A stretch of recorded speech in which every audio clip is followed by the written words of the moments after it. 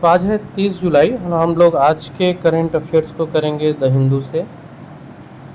State PCS और UPSC या इस तरह के अन्य एग्ज़ाम के लिए, स्पेशली प्रीलिम्स के लिए जो इम्पोर्टेंट कंटेंट होंगे उसके ऊपर हम लोग करेंगे चर्चा।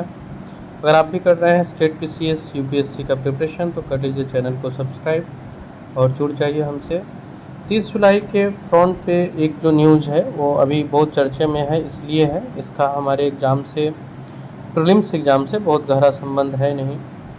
ये जो स्टूडेंट्स यूपीएससी एस्पायरेंट्स थे जिनकी डूबने से मृत्यु हुई, इस मामले में 5 आदमी पकड़े गए हैं, इसका जांच चल रहा है। तो ये एक कंटेंट है जो जस्ट फ्रंट पे था, इसलिए हम लोगों ने देखा।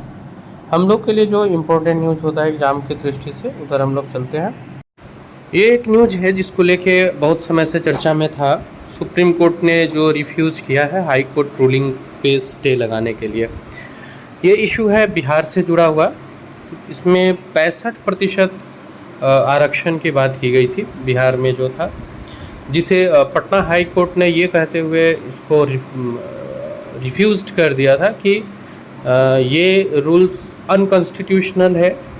जहाँ ये है कि मैक्सिमम 50% तक को आपको आरक्षण देना है, वहाँ आप 65% तक के आरक्षण की बात कर रहे हैं। मीन्स केवल 35% लोग ऐसे होंगे जो मेरिट के दम पे आकर के क्रैक करेंगे। तो आरक्षण को देना इसके लिए नहीं लाया गया था कि एक जाति बेस का जो भी मतलब होता है कि उनके तरफ हमारा रुझान हो, वो इसलिए लाया गया था कि सभी को एक समान मौका मिले। अगर 65% आप कोटा में चले जाते हो, 65% आरक्षण में चले जाते हो, तो क्या 35% ये बैलेंसिंग दिखता है क्या? 30-35% ही होंगे जो उस पद की योग्यता के अनुसार से मीन्स उस पद के योग्यता के लायक अपने आप को मेंटेन करते रहेंगे। बाकी तो आरक्षण के जरिए थोड़ा बहुत छूट दिया जाता है। तो ये 30% 35% लोग जो पद की योग्यता के लायक के रहेंगे, क्या ये बैलेंसिंग होगा क्या? 50% इसलिए हमारे कॉन्स्टिट्यूशन में था और क्लास में अपने ये चर्चा भी हुआ था कि ये तो केवल हाई कोर्ट ने कहा है, सुप्रीम कोर्ट ने क्या, तो वो भी आ गया है। सुप्रीम कोर्ट ने इसके ऊपर रोक लगाने से मना कर दिया है। मतलब बिहार सरकार सुप्रीम कोर्ट गई कि इसको आप हाई कोर्ट का जो डिसीजन है इसको आप चेंज कीजिए। इनका ये अनुरोध था कि इसे चेंज किया जाए, लेकिन हाई कोर्ट ने फ़िलहाल इसको स्टे कर दिया है कि इस पर कोई डिसीजन नहीं है। सर्वोच्च न्यायालय ने रिफ्यूज कर दिया है इनको कि नहीं, हाई कोर्ट के डिसीजन के ऊपर हम अभी कुछ बात नहीं करेंगे। हालांकि इन्होंने नेक्स्ट टाइम इनको एक अनुमति दी है कि आप इंटरिम रिलीफ कह सकते हैं कि आप इस बाद में हमको कांटेक्ट कीजिए, बाद में आप आइए तो इस पर चर्चा करेंगे। लेकिन फ़िलहाल जो हाई कोर्ट का डिसीजन है उसी पे मोहर सुप्रीम कोर्ट ने भी लगाया। हालांकि ये नहीं कह सकते हैं कि लगाया, बस सुप्रीम कोर्ट ने कहा कि इस स्टे के ऊपर हम लोग कुछ काम कर ही नहीं सकते हैं। इसके लिए जो याचिका दायर की गई है उसको इन्होंने रिफ्यूज कर दिया। तो ये जो रिफ्यूज कर दिया है इसका मतलब है कि जो हाई कोर्ट का डिसीजन था वही मान्य होगा। तो ये था आपको। अब इससे जुड़े कुछ आर्टिकल्स हैं जो एग्ज़ाम की दृष्टि से इम्पोर्टेंट हो जाते हैं। आर्टिकल 14, 15 और 16, विधि के समक्ष समता। 15 हो गया, जाति, लिंग, धर्म के आधार पे भेदभाव नहीं होना चाहिए, और 16 लोक नियोजन में समानता होना चाहिए। तो ये अब अनुच्छेद हो गया हमारे एग्ज़ाम के लिए भी इम्पोर्टेंट। अनुच्छेद 14, 15 और 16 ये अनुच्छेद हो जाता है important. Solicitor general Tushar Mehta थे जो इस केस से संलग्न थे, तो ये भी हो सकता है कि आपसे पूछा जाए एग्ज़ाम के दृष्टिकोण से। तो ये एक न्यूज़ आपका इम्पोर्टेंट रहा। यहीं पे आप नेक्स्ट न्यूज़ देख सकते हैं। तो इसके साइड में मदुरो जो है वो वेनेजुएला में जो इलेक्शन चल रहा था प्रेसिडेंट का, इसके विनर बने हैं। निकोलस मडुरो जो है वो वेनेजुएला के राष्ट्रपति होंगे। हालांकि इसको लेकर के अपोजिशन ने ये इल्ज़ाम लगाया है कि जीत अपोजिशन की थी, ये फ्रॉड करके जीत मदुरो ने अपने साइड में किया है।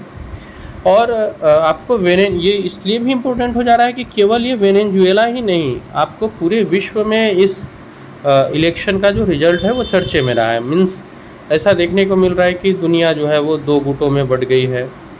एक है जो मदुरो के जीत का वेलकम कर रहे हैं, कुछ लोग हैं जो इस पे कंसर्न व्यक्त कर रहे हैं, जैसे कि कोस्टा रिकन के प्रेसिडेंट है, इन्होंने इसको फ्रॉडलेंट कहा है। US secretary of state Antony Blinken ने भी इसको सीरियस कंसर्न कहा है कि इस तरह से रिजल्ट को रिफ्लेक्ट करना ये सीरियस कंसर्न्स है।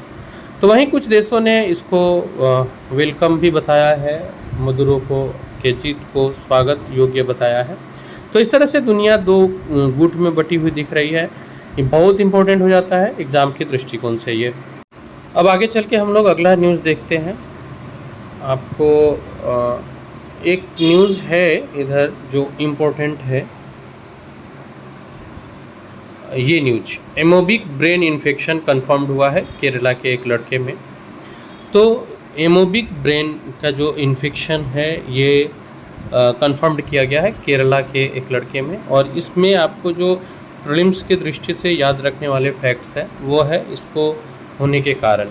इसमें क्या होता है कि एक कारक तत्व है जो ब्रेन को खाना शुरू करता है, नष्ट करना शुरू करता है।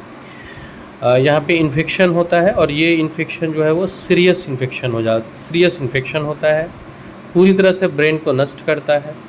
और ये जो इन्फेक्शन होता है इसका कारण होता है नार्गलेरिया फॉलेरी, ये है इसका रीज़न आपको यहाँ कंफर्म किया गया है।